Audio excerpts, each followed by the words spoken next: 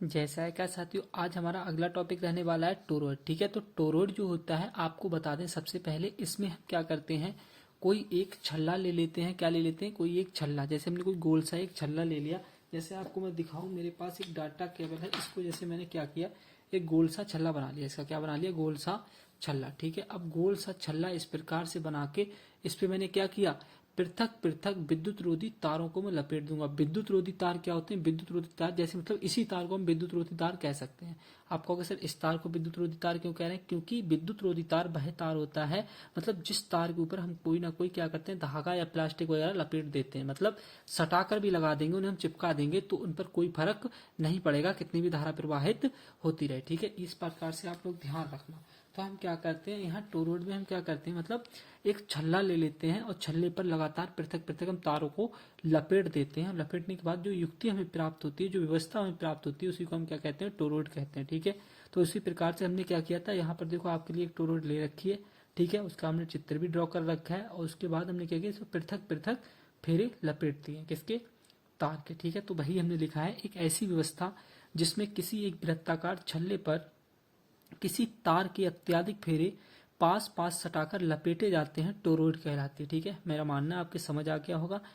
इसे एक परनलिका के रूप में भी देखा जा सकता है। बिल्कुल, इसे हम किसके रूप में देख सकते हैं? एक परनलिका के भी रूप में देख सकते हैं, जैसा हमने आपको पिछले टॉपिक करवाए हैं। ठीक है, इसे एक परनलिका के रूप में भी देखा जा सकता है यदि टोरॉइड में फेरों की संख्या n हो, मतलब तार के जो फेरे हैं वो कितने हैं? n है। ठीक है, तथा धारा I प्रवाहित हो रही है और इसकी त्रिज्या क्या है? R है। धारा तो I प्रवाहित हो रही है, उसकी त्रिज्या क्या है?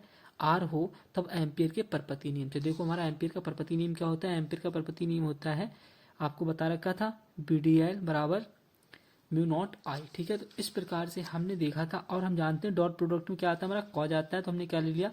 कॉज ले लिया। डॉट प्रोडक्ट में क्या ले लिया?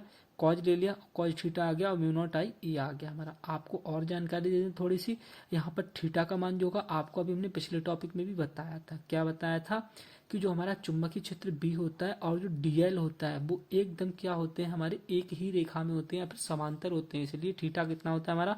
0 होता है यहाँ। तो इसीलिए हमने क्या किया, देखो थीटा का मान क्या मान लिया? 0 मान लिया और हमारा क्या आ गया? BDL cos 0 बराबर म्यू नॉट आई आ गया। अब यहाँ पर क्या है, हमारा cos 0 का मान तो 1 होता है, इसीलिए हमारा BDL बराबर म्यू नॉट आई रह गया। cos 0 का मान 1 हो गया। यहाँ आप लिख सकते हैं इस प्रकार से कि cos 0 बराबर 1 होगा हमारा। ठीक है, आगे हमारा क्या है, आगे हमने बी को तो बाहर निकाल लिया, लेकिन डीएल को अंदर ही रहने दिया, क्योंकि हम जानते हैं जो डीएल होता है वो एक संपूर्ण बंद पृष्ठ के बारे में बताता है। और संपूर्ण बंद पृष्ठ किसके बराबर होता है हमारा? मतलब वृत्त की परिधि के बराबर होता है। तो भाई हमने किया है, हमने लिखा है संपूर्ण टोरॉइड के लिए, मतलब संपूर्ण टोरॉइड के लिए हमने लिया है। तो संपूर्ण टोरॉइड के लिए हमारा डीएल बराबर क्या हो जाएगा, मतलब केवल डीएल बराबर नहीं बोल सकते हम, ये रेखीय समाकलन लगाना बहुत जरूरी है, क्योंकि संपूर्ण रेखा की बात करता है। ये जो डीएल होता है वो रेखीय समाकलन साथ में संपूर्ण रेखा की बात करता है, इसीलिए से हम क्या कह देते हैं, 2πr के बराबर मान लेते हैं, मतलब वृत्त की परिधि के बराबर। अब जब वृत्त की परिधि के बराबर मान लिया तो यह हमारा इसकी जगह क्या आ जाएगा, 2πr आ जाएगा। और फिर हमारा इधर क्या बचा, म्यू नॉट आई। हमें चुंबकीय क्षेत्र ज्ञात करना था, तो 2πr हमने कहाँ भेज दिया, बटे में भेज दिया। इस प्रकार से हमारा चुंबकीय क्षेत्र ज्ञात करना आ जाएगा। ठीक है, अगर मान लेते हैं यदि कुल फेरों की संख्या इसमें कितनी है, n है, तो इसमें किससे गुणा कर देना, आप n से गुणा कर देना, वो एक आपका नया फार्मूला बन जाएगा। जैसे यहाँ पर आप कर सकते हो v बराबर n mu not I upon 2πr।